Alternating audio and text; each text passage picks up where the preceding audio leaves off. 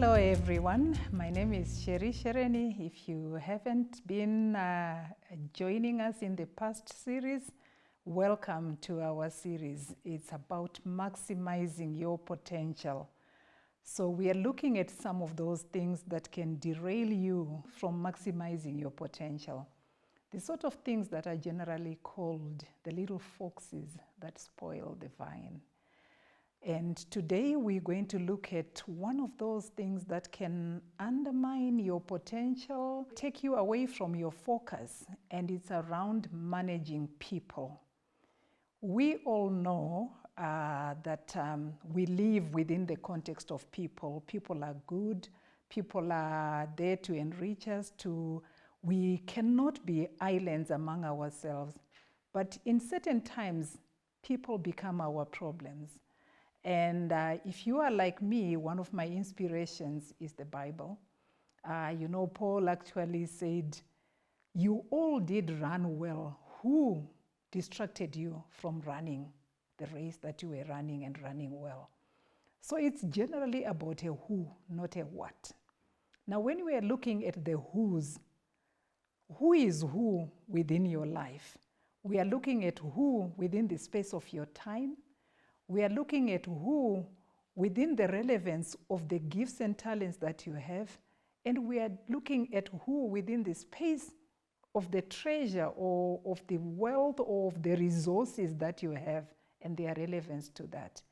We are also looking at who as in a vertical relationship with your who, the people that you report to, the people that are above you. It starts with parents, it starts with elder siblings, it goes to teachers, it goes to bosses at work, and many other people that are senior to us that have authority, regulators when we broaden it beyond. For example, if you are a business person, you have a regulator who is above you, who can easily shut down your business. How do you manage them within the space of everything that you are doing? You are also looking at your peers, a lateral relationship with people that are at your level, that you are lateral with in terms of relationship. You don't necessarily report to them, they don't report to you, but you happen to find yourself within the same context. From a young age, it starts with peers that you play with, schoolmates, college mates, all those people there, you all went to the same school, but you tend to find some other people coming into your life and affecting what you are doing. I'm sure you are all aware of bullies at school. They affect your performance at school. Again, it's something that minimizes somebody's potential. How do you manage that?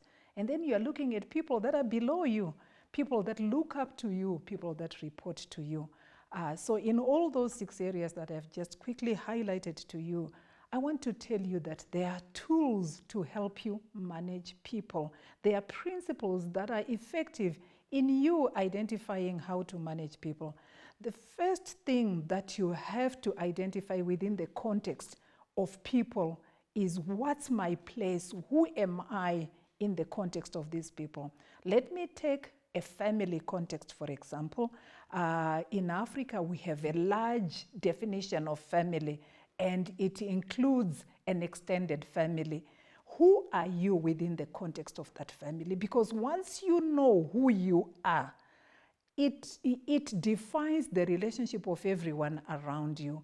And that principle spreads even into the workplace. Who are you within that workplace? Who are you within that business cycle, within that business context? So who you are, once it defines who you are, your authorities, your privileges, your rights, your responsibilities, your requirements, your must do, your nice to do, nice to have, you can then relate, you can then associate with people within the context of the definition around you. So first and foremost, define who you are within the space and context of the people that are around you. Define who you are. Who are you? Like in a family, if you say, I'm a child, there are certain things that a child is expected to do, and there are certain things that a child is expected to consult other people on. Who do you consult? Who must approve what you are doing? Who must you inform what you are doing? Because if you don't define those, you can end up disappointing people when you don't know you are disappointing them. For those of you who come from Africa, and particularly from Zimbabwe, where I come from, you will know that somebody can be very offended, a family member can be very offended that you did not invite me to the wedding. And they can be very offended that you sent a card, because culturally, if somebody feels that I have a significant relevance to you, they expect you to come and do a proper formality of relating to them and of informing them about a development, an important development that is happening in your life. So some of the tools that help you to understand how you relate, once you have defined who you are within that context, is understanding who must you consult on a particular decision. There are people that you must consult that must give you input into what you are doing. If you identify those people that you must consult, you are managing well.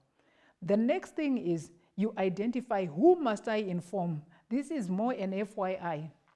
I just want them to know that this is what I'm doing, so that when it happens, it doesn't take them by surprise.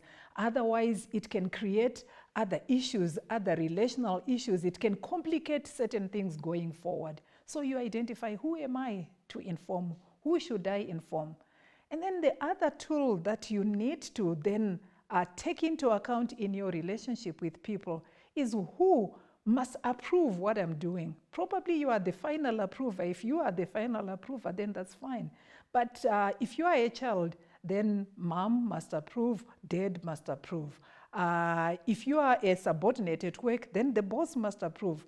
So you must define who should approve what you are doing. If you are a business operator, then the regulator must approve. You can't just go and start to operate and say, hey, I'm doing a good thing, I'm employing people. Yes, you may be doing a good thing, you are employing people, you are contributing towards economic growth. But if you don't get the necessary approvals, it can sabotage everything that you are trying to do. So in managing people, you need to identify who must approve what you are doing. And then another tool, another component of action that you must do is to identify whose support you need, who must support what you are doing. Who do you need to support you in the work that you are doing? What kind of support do you require? Because many times we have uncommunicated expectations, and it takes me to my next point. Once you have identified whom you must support, whom you must consult, inform, and who must approve, communicate. You need to communicate proactively. You need to communicate in time. You need to know how to communicate. For some, even though they must probably the amount of communication that you need, if you find they are going to be a stumbling block in what you are doing, you now just need to give them the essential information, so that when the thing begins to happen, they will not say, I was not told. And part of that managing people, especially managing difficult people, involves you developing a paper trail. A paper trail can be in the form of a WhatsApp message. You have seen them, you have given them a call, you consolidate, you write them back, and you say, thank you very much for the time that we have had, and we have agreed on this and that and that and that. I will come and see you. So you need to communicate. You need to be able to have a record for some of those who you know, because they are difficult characters. They are difficult individuals that you will come across. How do you deal with those ones? A paper trail is one of them. Some people come and ask you hard questions. How do you deal with the hard questions or they are becoming very nosy into what you are doing, and you are not it's not their right to have too much detail given to them, but they keep poking their noses into what you are doing. How do you deal with those people? One of the ways, which is a principle that you also find in the Bible of managing those, is by asking them questions. Ask them questions. What would you want to know? I learned something from my mother at a very young age. I mean, some members of the village would come and just start to sort of like irritate and to want to poke their nose into matters that have nothing to do with them. And then they would ask me, so why are you doing this? And she would ask, what was your thought? I mean, it comes out better in Shona. She would ask, Mangamati, meaning what had you to say about what I'm saying? And then the person would respond, I thought maybe this and that and that. And then all she would say was, okay, no, that's fine, I've heard your input. And that's the end of the matter. Nothing explained, no offense, but you have managed an irritant and you have done it in a way that is gentle, in a way that is nice. One of the ways to manage people is to confront. But when you confront, it's not done out of emotion. It's done out of facts. It's done out of calling out the issue, dealing with the matter. And in the process, the person is dealt with. Because many times we put emotions into that and we lose everything that we are trying to communicate to the person. Sit down, be sober, rationalize, get the facts, and put them across to the person. Managing a person, also managing people in the space also of your time is also because you may have people that you report to, but they never really do what they say they would do, and it's a boss and you want to keep going back, but boss, you said that, but they have changed and they've said, no, I didn't say that. The paper trail is very important. Write back what you have heard. Ask questions. Have I understood you well to say this is what I must do? If it's a verbal conversation and the clarity has been given verbally, consolidate it in writing so that you can have recourse when something goes wrong or when somebody begins to backtrack on their word. And you go back to the boss and you say, you know what, boss, I thought I had understood you like this when I wrote to you. I seem to have heard you that you have, this is what you said to me.